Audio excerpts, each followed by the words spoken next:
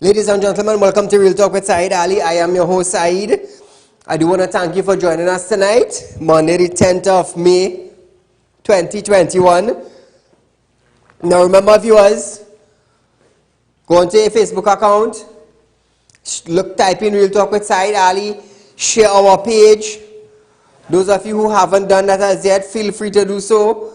Those of you on YouTube, share our YouTube link. If you haven't subscribed as YouTube as yet, pull up your YouTube channel, type in TT Real Talk, subscribe, hit the bell, and you will know when we go live. So viewers, I want to say a special good night to those of you that are locked on to Synergy Television from Monday to Friday from 7 to 8 p.m. to view us live right here in Trinidad.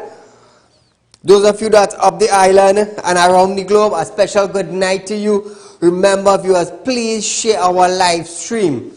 Share it, share it, share it. So just a little reminder to you all. I am having a drive to raise close to $200,000 to buy 125 laptop and tablets for students that could not afford, for the family that cannot afford it. Right? Now, all you have to do is to contribute at $500 or $600 to Real Talk, right?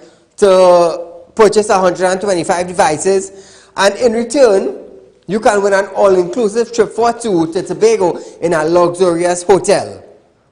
Right? So, viewers, I am pleading on the children's behalf. Please make a contribution so we could purchase 125 devices to give 125 students. Education is important.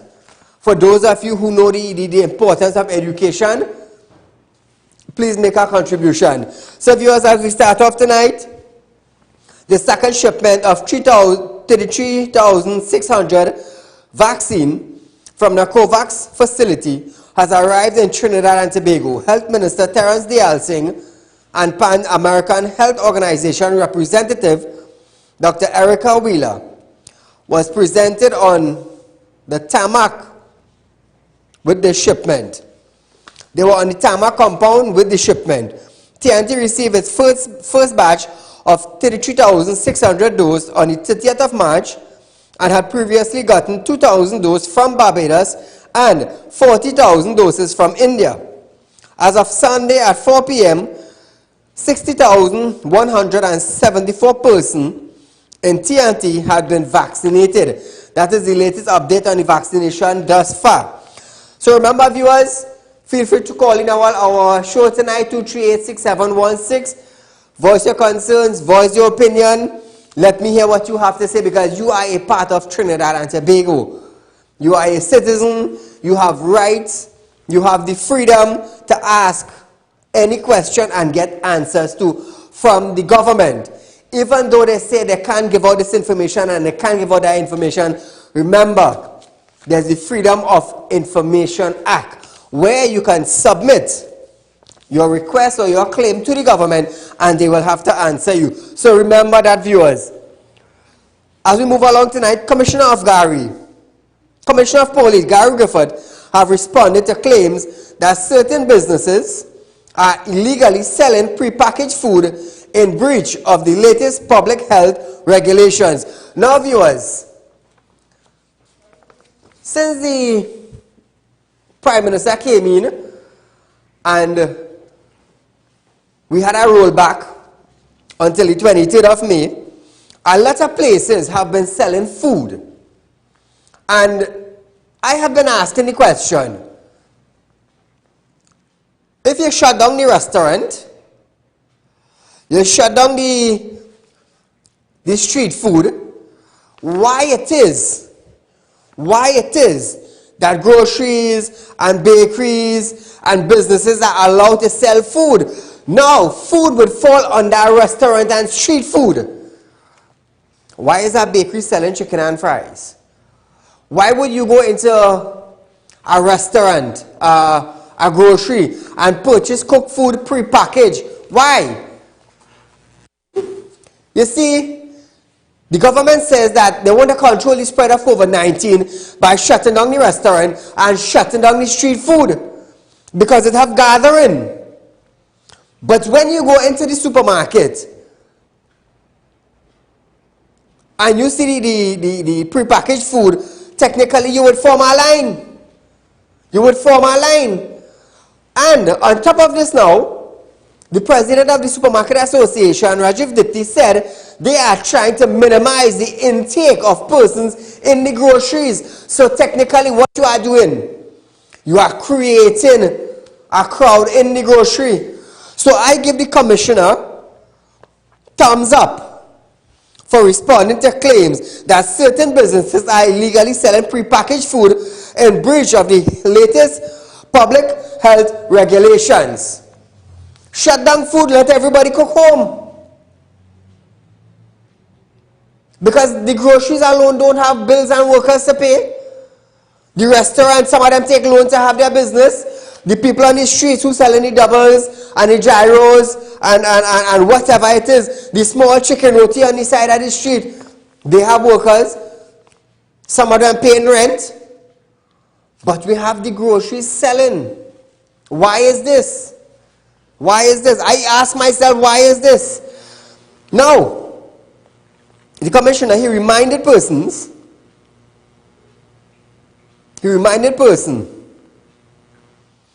Griffith stated that he received calls from concerned persons stating that certain business establishments have been selling food. He reminded the person that the public health regulations stated that the following businesses are allowed to open: supermarket, groceries, bakeries, poultry depot.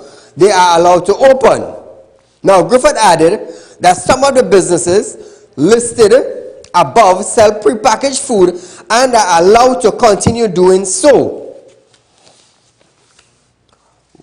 If, like again I say, why couldn't the groceries,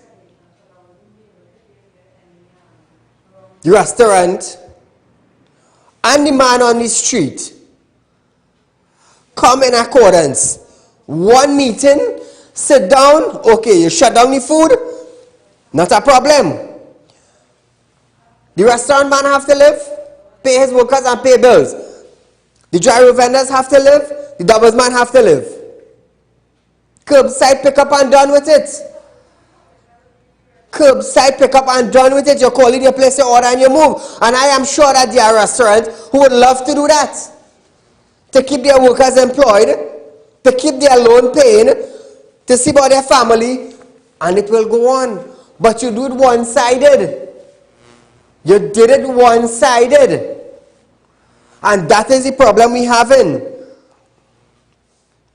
However, he stated that businesses are not allowed to cook at the establishment and sell food over the counter, as what happened last week at a grocery in Barataria, in which was ordered to be shut down. So I'm going to ask a question. All these food that is being cooked in groceries and in 1% establishment, all these food being prepackaged and sell, are they cooking it on site? Are they cooking it on site?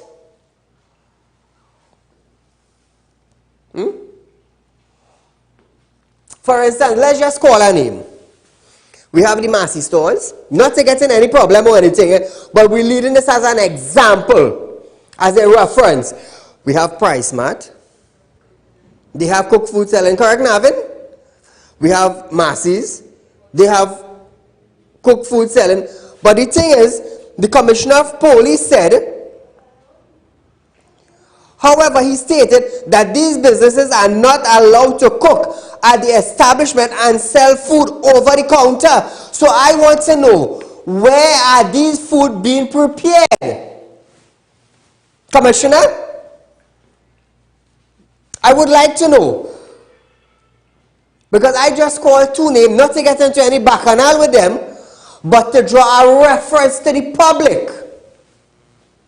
So I would even ask the health minister, I would even ask the CMO, where are these food being cooked? Is it being cooked at point A and then shipped to point B? prepackaged for over the counter. You see, this is the problem we have in. And the Prime Minister, neither the Minister of Health, don't want to come out and say anything. All right, we shut down the restaurant. All right, we shut down the gyro man. All right, we shut down the doubles man. All right, we shut down the little side the road roti shop. You shut it down. So where are these food that are being prepackaged, sold in groceries? Where is the food being cooked? We want answers. We want answers. Nobody would look at that, but this is what I'm looking at. When you walk into PriceSmart, you see, this is a fact. This is not a call to send a pre-action protocol letter, you know. This is not a call to sue Synergy because Saieed says so and so, you know. No, it is a fact. It is a reality. When you walk into these establishments and you see food, is it being cooked in San Fernando and shipped to showrunners? You tell me, citizen. Caller, good night. Good evening, Mr. Saieed. Go right ahead, my friend. Saieed, from time upon time I've been saying, this government just playing games with the people of Trinidad and Tobago. And if people don't stand up and really voice their, make a concerted effort to voice their concern about the hardship and the unfairness that is taking place, let me tell you something. We will not come out of this in a good way. Every single day, 4 times for the day that they're playing Lotto and Playway and all these kind of things. When she finish? How much people just go to these Playway booths on a daily basis? 4 times for the day, the 4 draws. Isn't that similar to if somebody stopped by our roadside vendor and buy our doubles or some and go their way? Yes. But they have that open. But you can make a living on your own because that goes to the government. When they shut down all the PriceSmart operations, look how within a couple hours they come and they that whole arrangement include PriceSmart now back into the thing. And now there are more people in PriceSmart than before because now people without cards are allowed into, without membership, are allowed into PriceSmart now. So before when you was a member to go into PriceSmart, they waiver that for people now without membership card to go into PriceSmart and shop. So the amount of people now in PriceSmart is more than before the pandemic. So but every single thing that this government is doing, they're doing to oppress the people and to favor their friends and family. And the other question is now, who is the pharmaceutical company in Trinidad and Tobago that is making the deal with China now to get that vaccine into Trinidad and Tobago and how much it is costing? You know, all that, they put that into non-disclosure. Non-disclosure, yes. So now, Trinidad taking a big loan from China to buy their vaccine from China. But who are the person in Trinidad and Tobago now doing it, making that deal? Boy, I tell you, this country really, really mad. Have a good night, Mr. Saieed. Thank you, my friend. I have some information on that, but I will leave it for next time. I will leave it for next day. So you see, viewers, this is thing that we're not looking at. The commissioner came out and said, okay, there are some groceries, some places of business that are allowed to sell pre-packaged food. But yet again, he said, they are not allowed to cook food on the premises. They are not allowed to cook food on the premises. This is the problem. Do we know where these food are being cooked? And do we know where it is being shipped? We don't know that. We don't know that. We don't know that. Now, I will tell you something. It have people who don't want to label Saieed for saying this. But the thing is, when you're a businessman, and you take a loan to open a restaurant, or to open a roti shop, or even to buy a van, and start building up the back and selling doubles on the van, you had to take a loan. So the people who go into these big businesses and buying pre-packaged food, you just have a day-to-day job. You just have a day-to-day job, so you go running to buy your food. But if you take your time and get up to cook in the morning, you get up a little earlier and prep your food, and it will be more healthier to you. So I have one question. We have on the line tonight Mr. Rajiv Dipti, President of the Supermarket Association. Good night, sir. Good night, Saieed. Good night, Trinidad and Tobago. Vibrant conversation as always. Now, I'm going to put you on the spot. I'm sorry to do that, but it's something we need to clear up since you are the President of the Supermarket Association. Now, the Commissioner of Police said the food establishment is not allowed to sell food, right? But we have businesses in Trinidad and Tobago that are selling pre-packaged food. On top of that now, he said they cannot cook food on the premises. So I want to know now, being the President of the Supermarket Association, does the pre-packaged food that you are selling for the public to eat, right? Let's just say like roti and baigan or pumpkin or chicken or chips or whatever pre-packaged.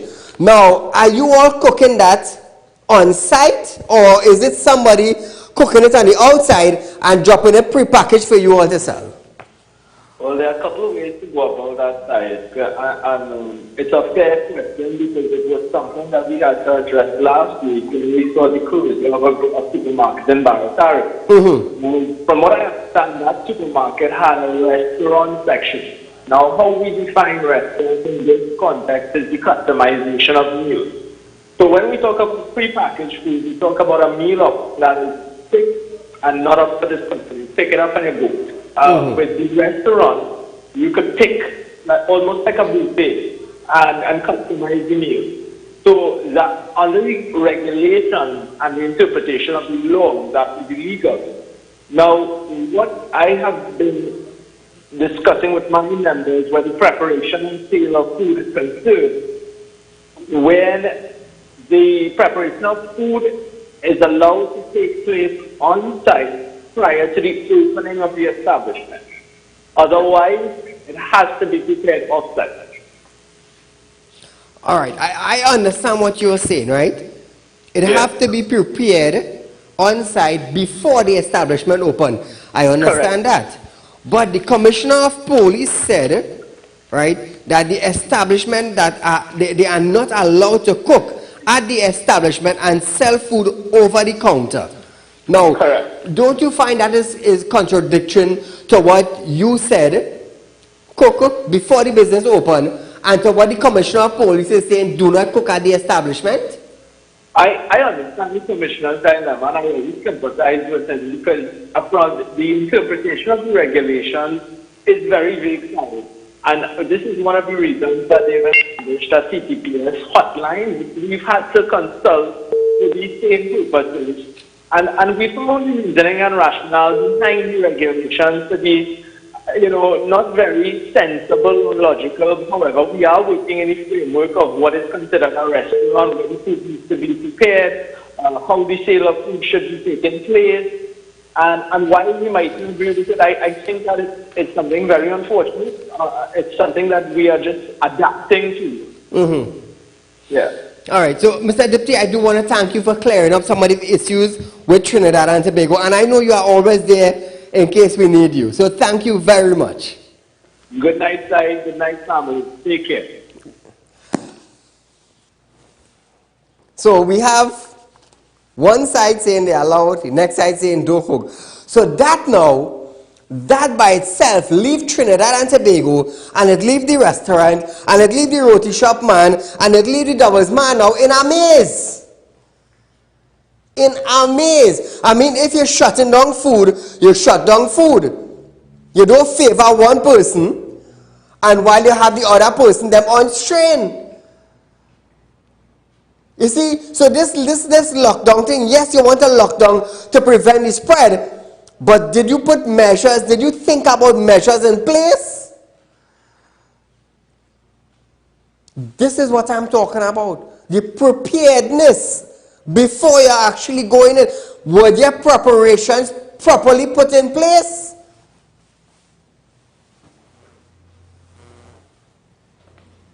And that was the problem. That was the problem. Now, it have people would respect this say, and it have people say, you know, we working 12 hours a day. You know, if you could get up and cook, if you get up your lazy tail early and prepare your food, it could be more healthy for you, and you might stand a better chance of preventing getting the COVID-19 because you're preventing gathering. Prime Minister Dr. Saieed Ali have stated that Trinidad and Tobago is on the brink of losing control of the management of the COVID-19 pandemic and was disappointed in the response of the population. As a result, he stated that for the next 2 weeks, the country is expected to batter down. I want to express my personal and official disappointment in the response of the national community. Even after we have been on this since mid-March, I would say, pointing that there was something that could come if we didn't do certain things, something that will come. Then we started seeing the realities of it in small doses, but the projections, because we do make these projections. Says the man who encouraged citizens of Trinidad to come to Tobago, because in Tobago we have managed the COVID, and you all could come and wine and dine, but conduct yourself. But the thing is, Trinidad and Tobago, let me just remind you why Tobago had no COVID case. Remember when they came out and said in the early stages of the pandemic, if any persons contacted COVID-19 in Tobago, they will ship them to Trinidad via an air ambulance or the Coast Guard. How many of you remember that? So Tobago technically will always be free. So if the Tobagonian caught the COVID-19, where they coming? Are they remaining in Tobago? No, they're bringing them to Trinidad. So Tobago free. Remember that? He is disappointed in the response of the population. I didn't tell citizens to come to Tobago. Let me tell you something. I wished that the Attorney General could have come up with a conspiracy to spread the dangerous virus legislation. I'm telling you my mind. People could be like, Saieed, where you get that from? Who go and they have conspiracy to murder? They have conspiracy to kidnap? Conspiracy to spread a dangerous virus is by doing what? Encouraging citizens to come in a certain area. Well, if you like born yesterday or? We have a call. Caller, good night. Saieed, good night. Go right ahead, my friend. The Prime Minister mentioned when he addressed the nation recently that there's a lot of business people who are not paying NIS to their employees and taxing, and they cannot get a grant. And here, the Prime Minister, he didn't recommend anything. I thought he would recommend the NIS to some inspectors to go to private companies and see that the NIS is in proper order. Thank you, sir. Now, I understand what you're saying. But I will tell you something. Remember recently, I think it's last year or year before that, when NIS lose $10 million and nobody couldn't give account? You remember that, caller? Trinidad and Tobago, you all remember that? So businessmen today now, they will think twice, because if I pay an NIS for my worker, and NIS cannot give account to where this $10 million gone, well then I pay money in vain. And then when you go now, when they're supposed to have 100 contribution, they're telling you have 20. They're telling you have 20. So that is a problem by itself. Now, back to Dr. Rowley. He also called on the Commissioner of Police, Gary Griffith, to ensure that officers encourage the population that bad habits have consequences. When you encourage citizens to Tobago, didn't you realize you were creating a consequence? Didn't you realize that you was creating that? The PM further made note of the COVID-19 death, father and son who died hours apart, at their home in Ziparia. He said, I woke up this morning holding back my own tear for that family, and added that if citizens would only respond when something happened, then all is lost. I woke up this morning holding back my own tears for that family where father and son in the same household within hours would have passed. Ladies and gentlemen, these are not numbers. These are people in families who are bearing that. The fact that nobody has died in your family is not an excuse to play the fool. And if we have to wait until it happens to us to respond, to protect us, well, then all would be lost. And it is my job to make sure that all is not lost.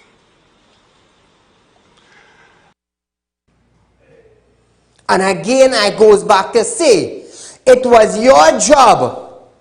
It was your job to prevent citizens from Trinidad in a pandemic of COVID-19 virus, prevent them from traveling to Tobago to spread the virus. That was your job. To contain. Your job was to contain. You are the Prime Minister. Work with the Ministry of Health to contain a virus, not to encourage people to come and spread a virus. You don't know. They had a statistics of 50,000 people traveling to Tobago. Let's just say 40,000 people was asymptomatic and didn't know. What you get? What you get? And according to the thing, the COVID-19 virus is like what? A printer. So imagine how much print was coming out of that deal thing. See, lack of common sense is a serious thing, you know. It's a serious thing. But we're moving on. Do you have a call? Caller, good night. Very, very good evening to you, Mr. Saieed. To you, my friend. Until the Honorable Prime Minister admits that he made a misstep by inviting people to gather and congregate in Tobago, yes, he did tell them be responsible. But we all know Trinidadians and Tobagonians. Yes. Easter time is a time, some is a religious thing, but for the majority, the vast majority, it's a time to lime and drink and have a good time. So Tobago have about 60,000 people, and another 50,000 was in Tobago. I'm not sure how much police it have in Tobago, but it was impossible to manage and look and see what everybody, and monitor everybody. Correct. So the last thing any responsible leader would do is to encourage mass movement on people from one place to the next place. All the best. Have a great evening. Thank you, my friend. Now I will say something, Before I move on to our good friend Terence Dialsing, I will say something. People will say, Saeed, you're always bashing the government, you're bashing the government, you're bashing the government. Let me tell you something. It's not about bashing. And I want you to understand that. It's not about bashing. It's about holding them and their office that they're responsible for. You're holding them accountable. That is what you're doing. That is what I am doing. I am not bashing them. I am holding them accountable for their actions. So it's not about bashing. I will tell you something. The Minister of National Security, his job is security. His job is to secure the borders. His job is to make sure illegal narcotics do not enter into Trinidad and Tobago. His job is to tell the Commissioner of Police, hey, watch me. You see Lavantil is a hotspot. You have a station in Belmont. Use that station, build a police post, and mandate, put a time frame to lock down Lavantil from all badness. You come down to South. South is a red zone. All right. You're telling the senior in South, here what's going on. South is a red zone. Put a police post. It's simple. You are responsible for your office. You see, I don't just come up here and just yap. I give you all reasons why I am doing things. So we go on to health. Minister of Health Terence Diasing today thanked an editorial for a statement made. Diasing tears, no laughing matter. That he was chastised by the public on Saturday when he stated that he wept after observing a lack of protocols on the promenade. However, he questioned if the heart of the nation is being right. It's today's editorial in The Guardian. Diasing tears are no laughing matter. It says, he finds himself the butt of memes and public scorn, which I have no problem with. It comes with the territory. For telling the nation that he wept after observing a lack of adherence to the protocols that can save lives. We must sit up and wonder, and this is the crucial line, and I thank The Guardian for this. We must sit up and wonder if the heart of the nation is beating right. Is the heart of the nation beating right on this COVID issue?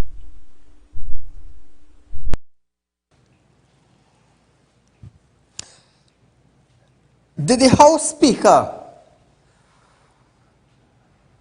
thought about the impact of COVID-19 in Trinidad and Tobago before turning down the motion against Wade Mark and against the UNC opposition Tim Gopi Singh? Diasing wept. Before this motion was raised in Parliament, we saw what was taking place in Wuhan in China, the outcome of it. But yet, it came down to the US, and it came down to England, and it came down to Italy, and it came down to Australia. It came down to the Caribbean, while the Caribbean countries were prepping themselves for the impact of COVID-19. Trinidad and Tobago, the people that supposed to be discussing matters of urgency for the safety of the citizens of Trinidad and Tobago, you know what they said? It was not important. It was not important. And we hear now the Prime Minister talking about the father and son. He hold back. Hold back what? Hold back what? Your tears? Like Diasing, who wept before COVID-19 rocked Trinidad and Tobago. Diasing, how many people died in hospital because they couldn't do a scan or they couldn't have a heart surgery? Your heart, your tears didn't wept. You didn't wept when you pull up in front of the hospital back then. You only wept when you seen people on the promenade. That's the only time you wept. Well, let me tell you something. When people call Saieed and they say, Saieed, my mother, my father, my wife, my cousin, my auntie, my grandmother in the hospital for days and then they get a bed and they have heart problems. I just feel sorry for them on a daily basis. On a daily basis. I don't weep once every 10 years. Keep that in mind. Diasing, he added that COVID-19 deaths are taken seriously, as the health sector feels saddened every time someone passes. The entire population of Trinidad and Tobago do feel sorry when somebody dies. Diasing stated that his tears are pale in comparison to those who have lost their loved ones. We got news last night around 9 o'clock. Dr. Richards was there together with Dr. Trotman and that a patient had just died in Cora. And the pall of gloom that came across all of us was palpable. Every death, the healthcare workers take this seriously, not only the Minister of Health. We feel saddened. And my tears pale in comparison to the tears of families that lose their loved ones. My tears pale in comparison to the family that lost two persons simultaneously. So the question is the heart of the nation beating right? There's a habit we were saying it just now. Woo, So I have to ask Mr. Diaz, before COVID introduced itself to Trinidad and Tobago, was the nation heart or the nation's citizen, was their heart beating right when they go to the hospital and cannot get proper health care? They are saying the heart of the nations were beaten bad before COVID-19 introduced itself to Trinidad and Tobago. I want to tell you that on national television. National television. So the Alsing then quoted the PM from a conference before Easter, that will be March 27, in which PM urged persons not to congregate. Watch this. I want to quote the Honorable Prime Minister's warning and exhortations. At his March 27th press conference, the Prime Minister said he expected the next few holiday days will be days of relaxation. But the relaxation should not affect our response. We kept saying that, relax, yes. But don't let the relaxation affect our response. And he quotes, wherever you are, whatever you do, you are doing it in a pandemic. Please do not congregate. How come the Alsing did not quote when the PM stated that persons should go to Tobago for Easter? Next week, the end of next week, we move into Easter. And of course, this is not an Easter. That the story is going to be the ferry. This is going to be an Easter where anybody who wants to go to Tobago can go and come back when you want. So you know what's happening now? Tobago is almost full and overflowing. The place to be is in Tobago. So you see, viewers, excuse me, the Alsing didn't quote that. Let me tell you something. If the Alsing quote that, watch me, after that conference, is the Minister of Health versus the Prime Minister in an argument behind closed doors. Let me tell you something. I don't sugarcoat nothing, you know. I'm educating you. That is what I'm doing. So we're moving along now. Minister of Finance Colin Memwood have stated that the salary relief grant for the month of May will be made available to persons who lost their job during the period due to the restriction implemented. Speaking at a conference, Memwood stated that a grant of $1,500 will be made available to those who lost their jobs at the start of the month. What I can tell you is that we in the Ministry of Finance have agreed to find the necessary resources to give income support and salary relief grants for the month of May. So that in light of the restrictions that have come into force in the month of May, starting from the beginning of the month, we will provide an income support grant if people are not in the formal system, and a salary relief grant if people are in the formal system of the same amount as last year, $1,500, for persons who may have lost their employment for just a week or two towards the end of May as a result of the restrictions just introduced a couple of days ago. We'll provide a grant of $1,000. So for persons who lost employment at the beginning of May because of the restrictions put in at that time on the hospitality industry in particular, we will provide a grant of $1,500, and for persons who may have lost their employment just in the last couple of days, we provide a grant of $1,000, and that is just for the month of May. Now, viewers, Memwood also anticipated that the grant are expected to cover 20,000 workers at the cost of $30 million. Caller, good night. Hi, good night, Saeed. Go right ahead.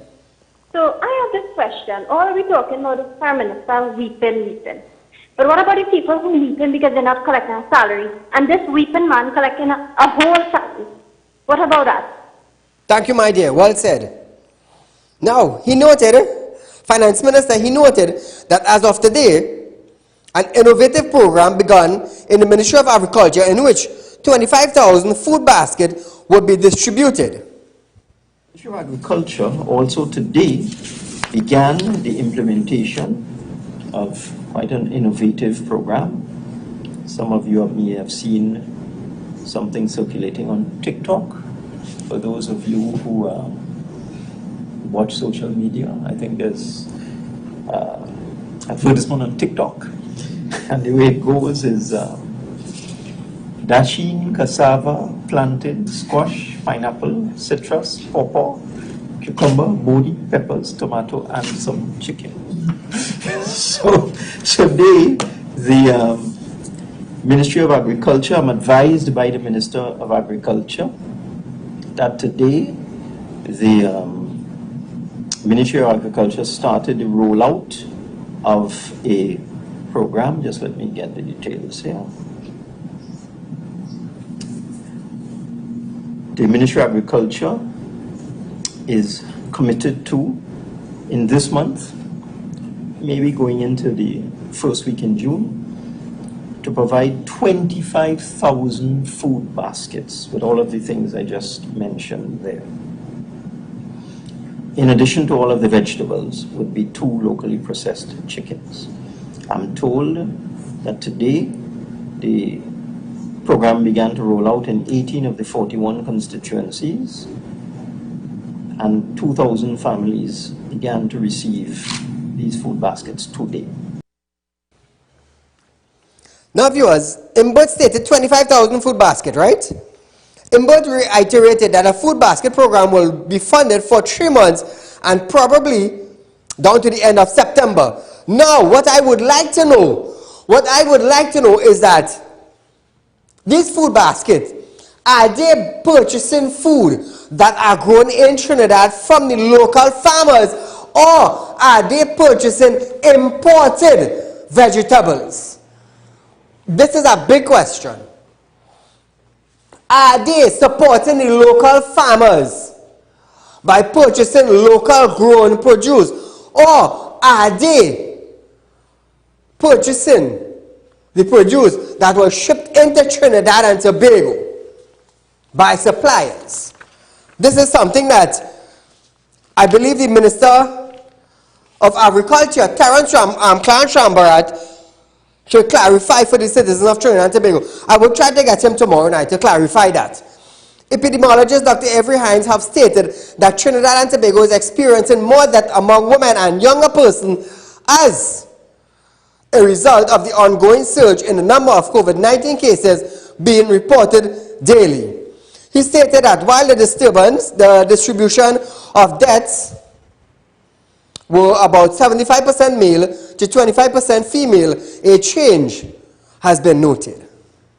What we do note, though, is that in the deaths, especially in the more recent times, we have seen a little bit of a change whereas we would have had maybe 75% of the deaths being male and 25% being female. We're seeing where that percentage of females among the deaths has increased, and we're also seeing whereas we would have seen deaths in the 60 and above age group accounting for about 70% of all deaths, it now only accounts for about 65 or 66%, as there have been more deaths in that younger age group, the age group under 60. Caller, good night. Yes, hi, good night. Go right ahead, my friend. Yes, hi. Friday, I was listening to the press conference, right? Mm-hmm. And I was listening to the CMO, the PMO, the Minister of Health, the Minister, everybody. And everybody pleading with the country to do the right thing. Mm-hmm. They're pleading and they're saying how they don't understand what they could do again for the people to listen to them and things. Right? Now here it is. I have a message for them. It is, they was truthful from the beginning of this whole pandemic. And they come out and they was talking the truth about all the statistics and everything that was taking place in the country. Mm-hmm. Right now, people would have been listening to them and they would have curbed this thing already. Yeah? And the second thing I want to say, one of the persons who nobody is talking about, who have a big fat and a responsibility to take for most of these deaths and this, all this COVID in the country is the Speaker of the House, Saieed. Yes. Because if it is, she should take heed from the beginning and take what the opposition was saying. All of this could have been curbed and it could have been prevented from reaching where it reached right now. Thank you, my friend. Well said. Well said. So, rolling on, viewers, 9 persons are expected to appear before the Sangre Grande Magistrate Court for breaching the public health regulations. Report says that during an exercise, Sangre Grande police officers arrested 9 persons after they were congregating at a parlor along Kwashi Trace in Sangre Grande. The persons ranging from age 21 to 56. During the exercise, 1 additional person was also arrested for littering and failing to wear a mask. A further 7 public health notices were issued. Police officers are searching for a 52-year-old man who allegedly sexually assaulted his 63-year-old sister while she was asleep at her home in Marvel on Saturday night. The victim reported that about 9:40 p.m. she was asleep at her home, at her mother's home at Upper Paramain when she was awakened by a burning sensation inside her private area. The victim stated that she saw her brother, the suspect, with his finger inside her. She then raised an alarm. The woman said the suspect pulled out his finger from inside of her, inside her pants, and stood to the side of her bed. The police was subsequently called in. However, the suspect had already fled the scene. In another matter, police are searching for 2 men, one who beat, sexually assaulted, and dosed a 28-year-old woman with kerosene while the other kept a lookout. Them, so when you hear catch them, you forget. You forget the key, you know. Take what I tell you, when you lock them, they forget the key, you know. We have a man looking out while our next man sexually assaulted and dosed a 28-year-old woman with kerosene. He's the lookout. He's the lookout. Reports stated that around 8 a.m., the victim observed 2 men unknown to her walked up to her driveway. The victim told police that one of the men, who wore dark-colored clothing and gloves, walked up to her place, placed a knife to her throat, and demanded money and jewel. The woman told the man that she did not have any of the money or the jewel, and when he demanded, she opened the door to the house. She refused when he demanded to gain access to the house. The criminal beat the woman until she collapsed to the ground. The man then climbed on top of her, pulled a gun from his waist, of his pants, and placed it to the victim's mouth. He warned her that if she screamed, he would shoot her. The man then sexually assaulted her with a metal hammer and then stored in the washing area. That was stored in the washing area. Hey, them so, watch me. Them so. You deal with them different, you know. Take what I'm telling you. Call a good night. Very good night. Go right ahead. Said I going through a similar problem, Said. I rented here in Canopy and the landlord is peeping my wife when she bathing. Don't make joke. Yes, Said. How many reports you make against him? I make about 3 reports in the station, but the man and the policeman look like his friend Said. Them have some kind of sex ring going on. Well, here what to do. If you're going to one police station and they're not taking a report, according to the commissioner of police, you could go in another station and talk to the scene. Said that should go on as I try Canopy, I try Carney. One set I run around the lane, man. Wow, 3 stations you went in? 3 stations, Saeed. Wow. I remember my wife said she see the light, and when she call out, he run. Okay. Wow. Thank you for highlighting the matter, my friend. So Caroni police, Konopia police, and Chigona's police. I'll take the man serious now. That could have been all her wife or her daughter. Now, if that was all her wife or her daughter, all might have done beat or kill the man already. All might have done something to him already. But because he's a citizen of the public, all they want to act.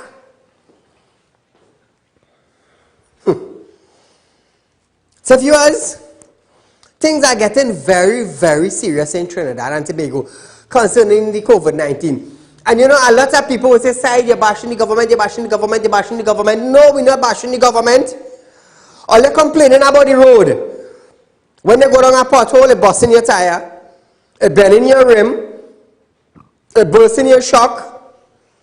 But when I stand here and call out Rohanson and ask question, why is the road in that state, in Trinidad and Tobago, side you're bashing the PNM. But when your tire bust, you bashing the man who you vote in power. You see, you all have to understand. You all have to understand that you all elected people to govern Trinidad and Tobago. That's why when I read it, I bash it from UNC, come straight down to PNM, you know. Sometimes all the way back to ANR, you know. All the way back to ANR. And that's all I don't understand. You all have to understand that the people govern this country as the citizens put them there. And the citizens expect a vast amount of production from that government. Because let me tell you something. Them have tax-free everything, you know. Why? And how? You want to know how? Courtesy the citizens of Trinidad and Tobago. And why? Because they govern. They are ministers. They are entitled to that. So when you hear you complaining about the health, oh God, I got in the hospital and I had to sit down and I had to wait. Who you put into power to fix that? Saeed? No. Didn't put Saeed. When you're going down the road, the tire bus, oh God, the damn road there, I don't know why they might fix it. Who you put into power? Saeed? No. You put who you wanted. So for all the people who just bash, think about that. Think about who all you put in power. Think about who's supposed to govern Trinidad and Tobago. Think about who's supposed to have a better health care. Think about who's supposed to regulate prices in the grocery. Think about who's supposed to govern our country and carry it into the 21st century. Think about it. Think about your child education. And before I close off tonight, viewers, I just want to remind you all, I am keeping a drive. We are raising funds. If you can contribute at 500 or 600 to buy a device for a student, is all well and good. It's just 500 or 600. When you're lying in here, you're drinking all that and more. You're studying you buy 3-4 case of beer. A 600 done already. You want something for a case? Well, you see. So contribute all 500 or 600 so we could purchase 125 devices. In return, just imagine you're spending 500 or 600 and in return you could get an all-inclusive trip for 2 to Tobago for $6,000 to $7,000. Just imagine that. And this is what I'm giving back to you. So viewers, feel free to call me 238-6716 or 339-1670 to make a contribution. So we have come to the end of our show tonight, but nevertheless, we're thanking God for tomorrow, even though I ain't see tomorrow. Viewers, be safe. I always say there are regulations in place. Wear your mask, sanitize, take precautions on your family. Don't gather in large numbers because when you go out, your family expect you back in, wholly and solely. So until we meet again, viewers, be safe and good night.